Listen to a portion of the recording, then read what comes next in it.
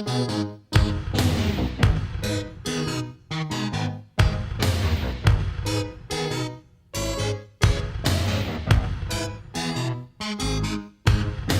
day the devil comes to get ya, you know him by the way he smiles. The day the devil comes to get ya, he's a rusty truck with only 20 miles. He's got bad blood, he's got loose teeth, he's a long way from home. The day the devil comes to get ya, he's got a smile like a scar. He knows the way to your house. He's got the key to your car. And when he sells you his sport car, you say, funny, that's my size, attention shop. Everybody, please rise. Give me back my innocence. Give me a brand new suit. Give me back my innocence. Whoa. Put me down to size. You can hide under the porch, and you can hide behind the couch. But the day the devil comes to get you, right on time. Here we go. Well, I'm sick of hearing about your problems. Yeah, girlie, you're breaking my heart. I'm the original party animal. Hey, hey, Babaloo. So don't confine your Bibles, 'cause you've been laughing all the way to the bank. And don't give me those crocodile tears, 'cause you've been doing it for years. I'm everywhere. So right here, Mr. Jones. The day the devil comes to get ya, he's a long way from home. You know he's gonna get ya, 'cause you're stuck in the middle. Everybody, please rise. Give me back my innocence. Give me a brand new suit. Give me back my innocence. Hold on. Put me down to size. Give me back my innocence. Give me a new Cadillac. 'Cause when I get on to heaven, Lord,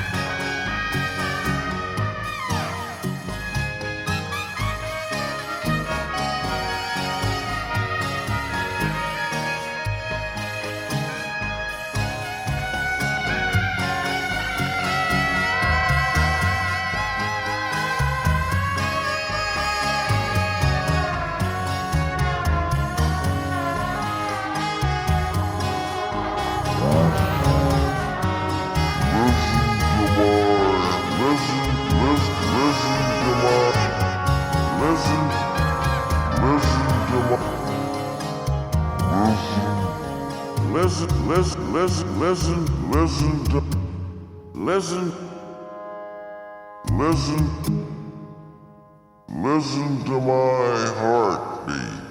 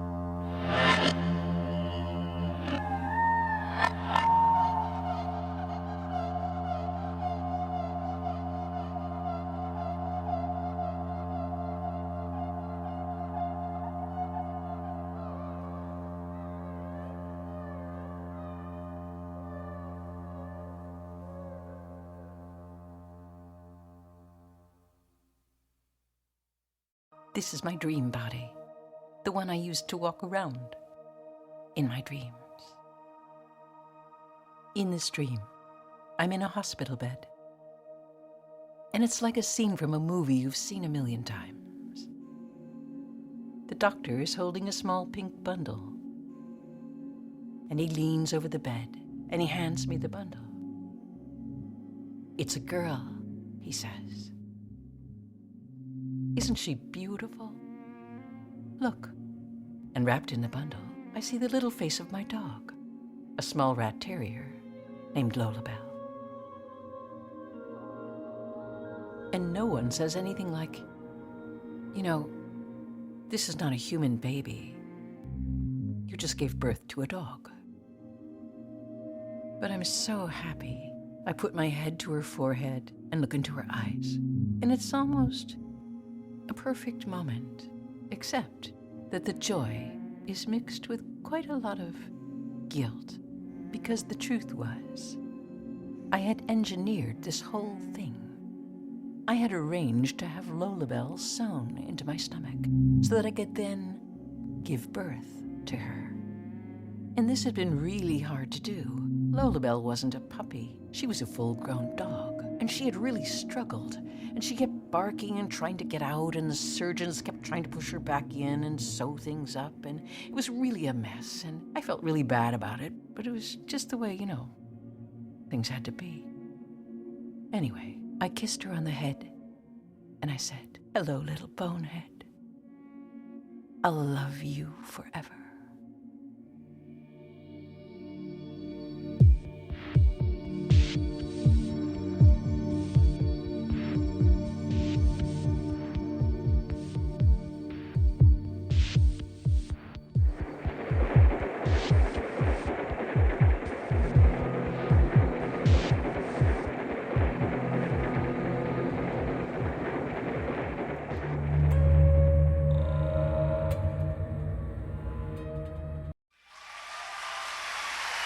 Ladies and gentlemen, please welcome back to London, Laurie Anderson.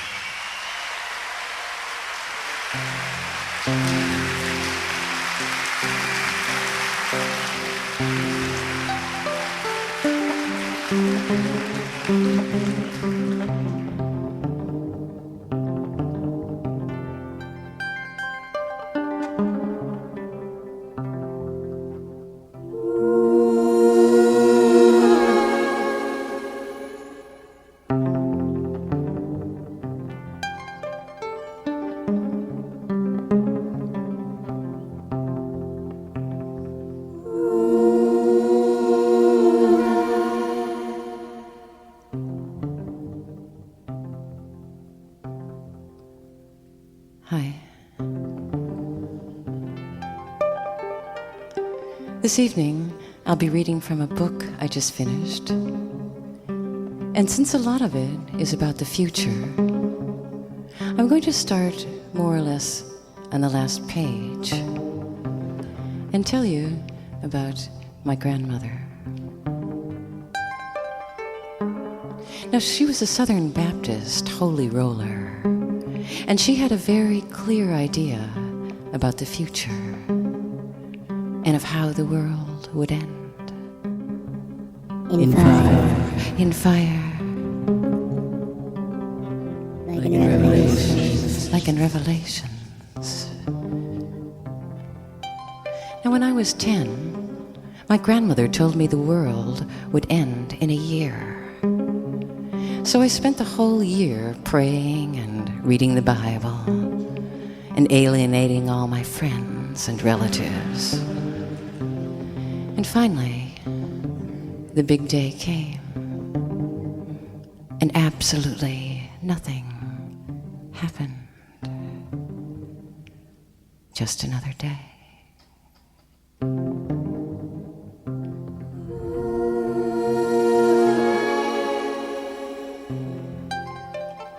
Now, my grandmother was a missionary, and she had heard that the largest religion in the world was Buddhism. So she decided to go to Japan to convert Buddhists, to inform them about the end of the world. Now, she didn't speak Japanese, so she tried to convert them with a combination of hand gestures, sign language, and hymns in English.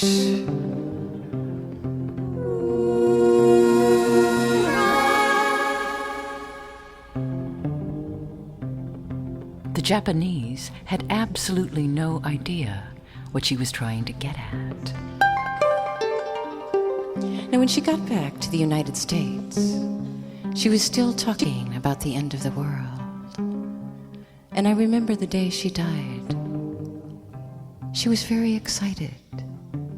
She was like a small bird perched on the edge of her bed near the window in the hospital, waiting to die.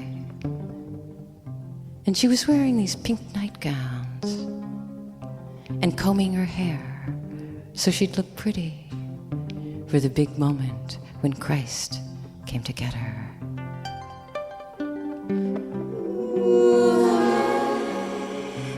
And she wasn't afraid. But then, just at the very last minute, something happened that changed everything. Because suddenly, at the very last minute, she panicked. After a whole life of praying and predicting the end of the world, she panicked.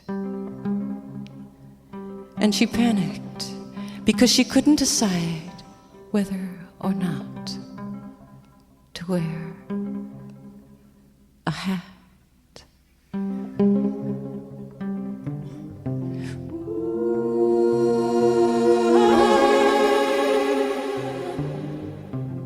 And so when she died, she went into the future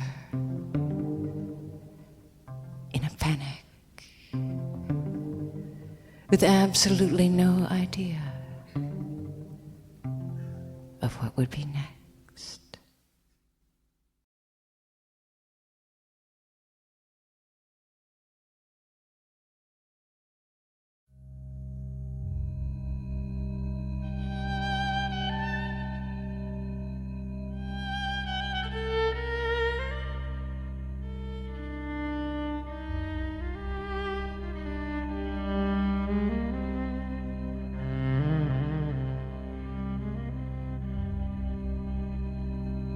You know, starting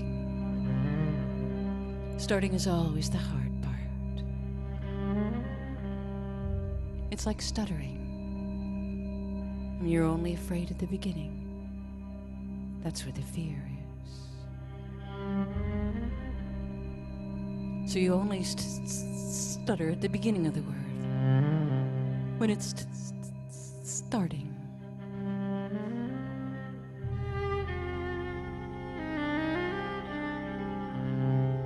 I mean, nobody ever stutters at the end. There's no stuttering.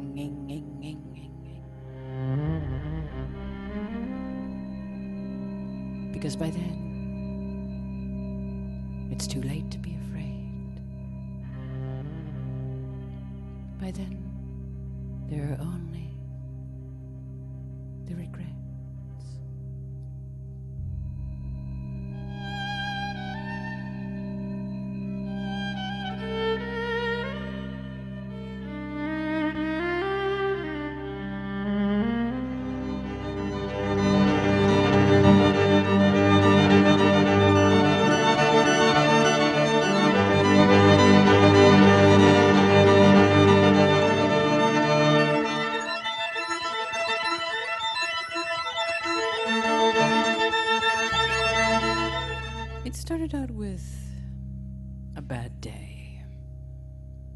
Sitting around in my studio, feeling sorry for myself, and the phone rang, and a voice said, "This is so-and-so, and I'm from NASA, and we'd like you to be the first artist in residence here." And I said, "You're not from NASA." And I hung up the phone. About 5 minutes later, the same person called, and I said, "Come on, I mean, I was sure it was a fan who had figured out what my secret dream was and had decided to torture me." Now, finally, I called someone at NASA, and he said that yes, I had actually been chosen to be the first artist in residence at NASA, and he wanted to see if I was interested. And I said, well, what does an artist in residence actually do? I mean, what does that mean with a space program? And they said they didn't really know what that meant, and what did I think it meant? And I thought, who are these people?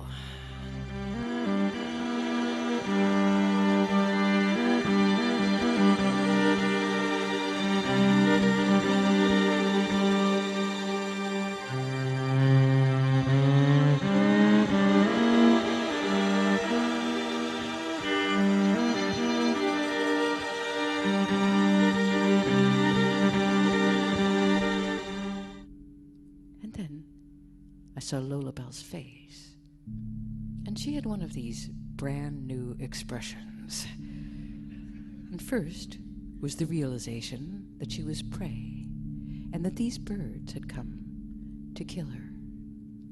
And second was a whole new thought. It was the realization that they can come from the air.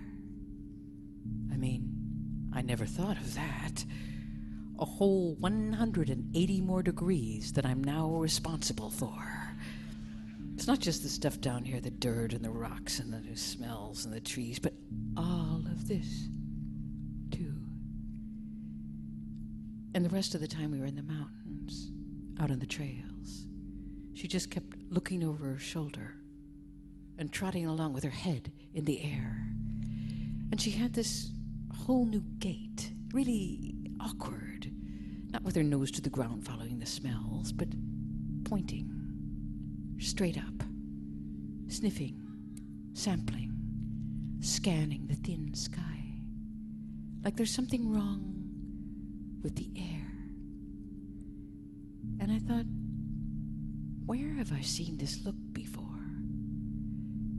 And then I realized it was the same look on the faces of my neighbors in New York in the days right after 9/11, when they suddenly realized, first, that they could come from the air, and second, that it would be that way from now on. It would always be that way. And we had passed through a door, and we would never be going back.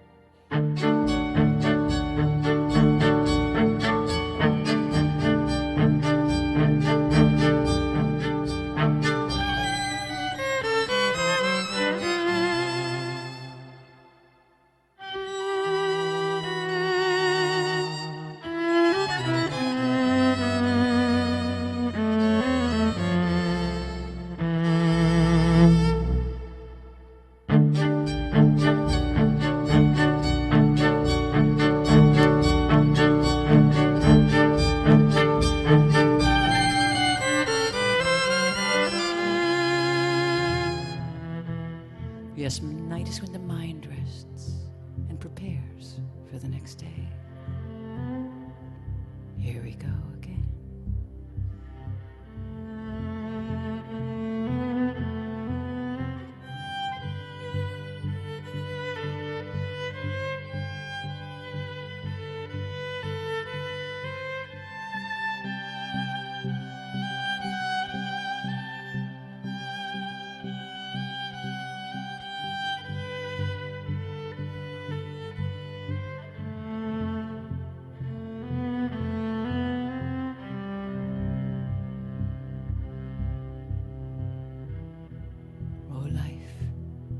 As a team sport. Life as something that uncoils inside us. A world that comes in through your skin. And dogs hobbling across the mud to a brownish yellow sea. A sick monkey on the beach. The food, however, is delicious. I have to say that much at least. And animals popping out of their holes for a last look before the winter snows. Lights out.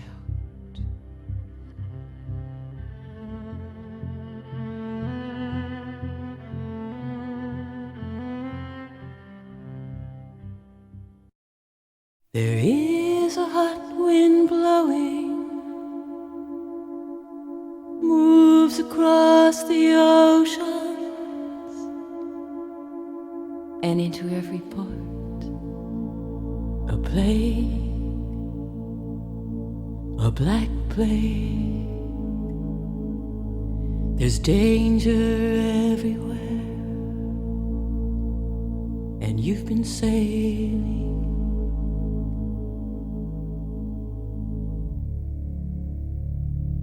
And you're alone on an island now,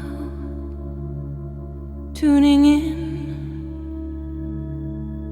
Did you think this was the way your world would end? Hombres, sailors, comrades.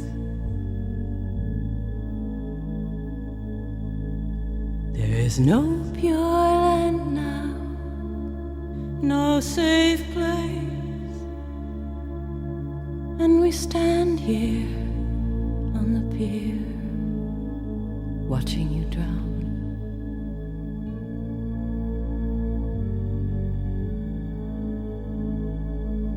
Love among the sailors, love among the sailors.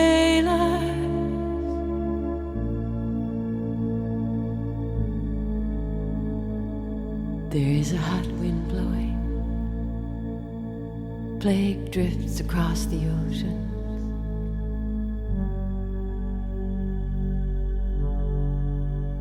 And if this is the work of an angry God, I want to look into his angry face. There is no pure land now, no safe place. Come with us into the mountains. Hombres, sailors, comrades.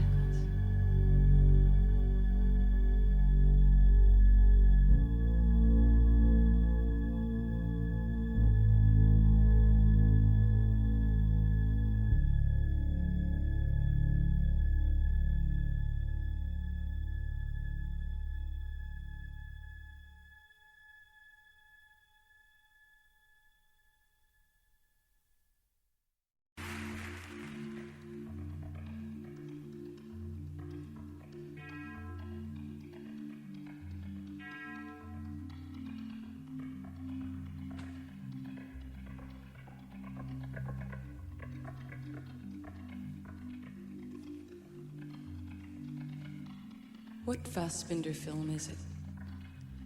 The one-armed man comes into the flower shop and says, "What flower expresses days go by?"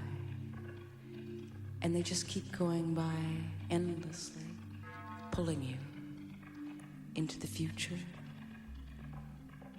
Days go by endlessly, endlessly pulling you into the future. And the florist says, "White lily."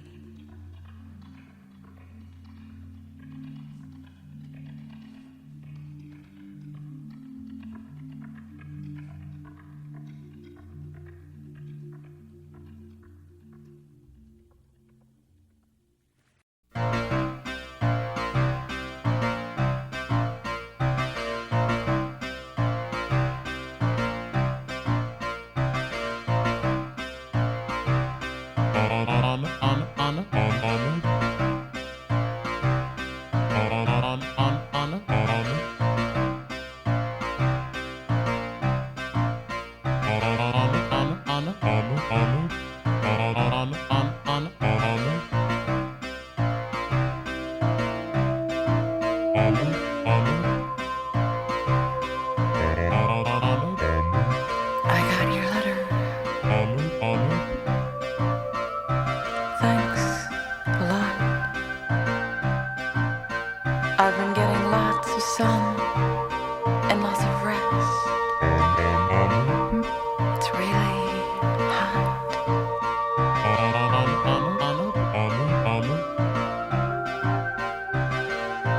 Days I dive by the wreck. Nights I swim in the blue lagoon. Always used to wonder who I'd bring to a desert island.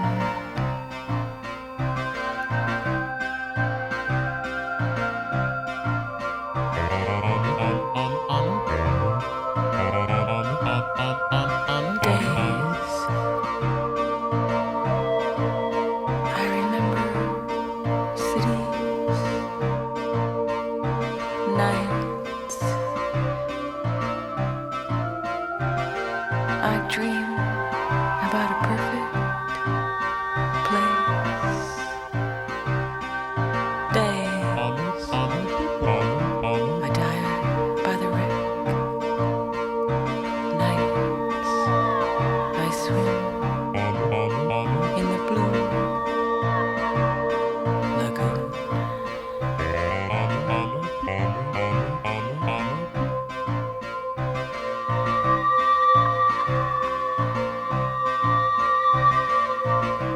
Full fathom 5. Thy father lies. Of his bones are coral made.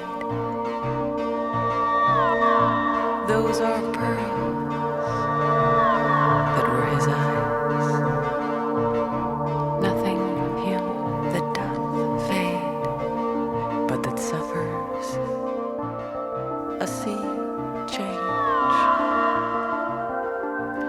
into something rich and strange. And I alone am left to tell the tale.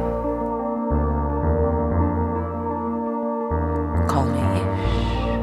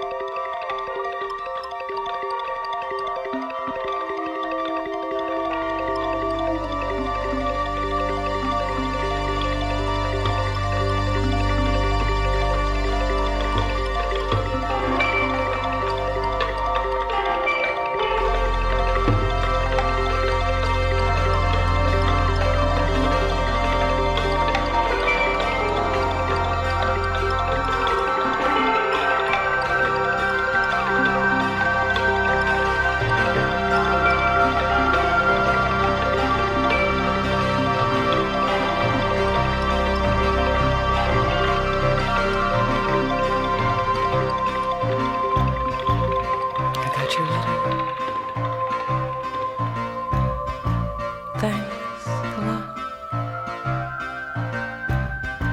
I've been getting lots of sun, lots of rest. It's really hot.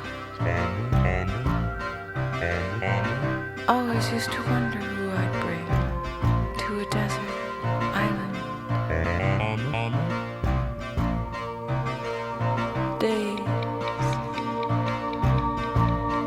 I remember rooms.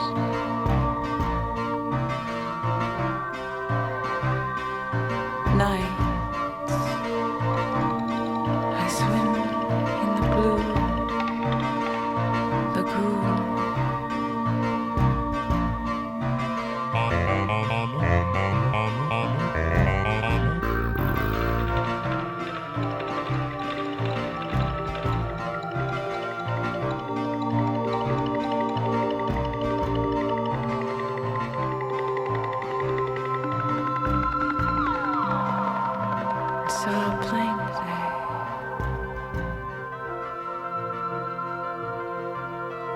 flying low over the island,